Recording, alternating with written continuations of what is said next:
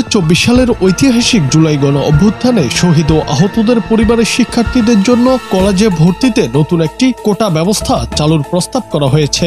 আন্তঃশিক্ষা board ইতোমধ্যেই এই সংক্রান্ত একটি সুপারিশ পাঠিয়েছে শিক্ষা মন্ত্রণালয়ে। অনুমোদন পেলে 2025 সালের একাদশ শ্রেণীর ভর্তি কার্যক্রম থেকেই এটি কার্যকর হবে। বোর্ড সূত্রে জানা গেছে, নতুন কোটায় সর্বোচ্চ অগ্রাধিকার দেওয়া হবে শহীদদের সন্তান ও পরিবারের সদস্যদের। বর্তমানে কলেজে ভর্তির নীতিমালায় মোট 7% কোটা চালু রয়েছে, যার মধ্যে 5% মুক্তিযোদ্ধার সন্তানদের জন্য এবং 2% শিক্ষা মন্ত্রণালয়ের অধীন বিভিন্ন দপ্তরের কর্মীদের জন্য বরাদ্দ।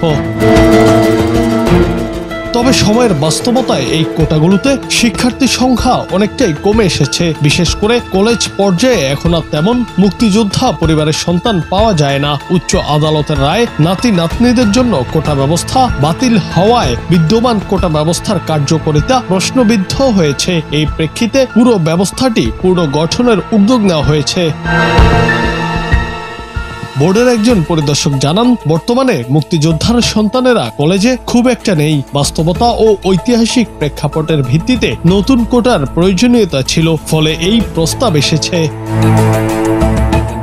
এই বিষয়ে আন্তঃশিক্ষা বোর্ড সমন্বয়ক ও ঢাকা শিক্ষা বোর্ডের চেয়ারম্যান অধ্যাপক ডক্টর খন্দকার এহসানুল কবির বলেন, 2025 সালের একাদশ শ্রেণীর ভর্তি নীতিমালায় বেশ কিছু গুরুত্বপূর্ণ পরিবর্তন আসছে। কোটা ব্যবস্থায় পরিবর্তন ছাড়াও মেধাক্রম ভিত্তিক অগ্রাধিকার, মাইগ্রেশন প্রক্রিয়া, বেসরকারি কলেজগুলোর সংকট মোকাবেলা ইত্যাদি বিষয়কে গুরুত্ব দিয়ে একটি খসড়া তৈরি করে শিক্ষা মন্ত্রণালয়ে পাঠানো হয়েছে।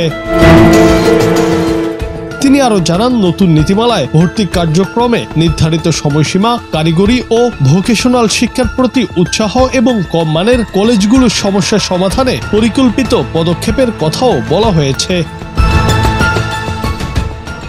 জুনায়েদ আহমেদ, বাংলা টিভি।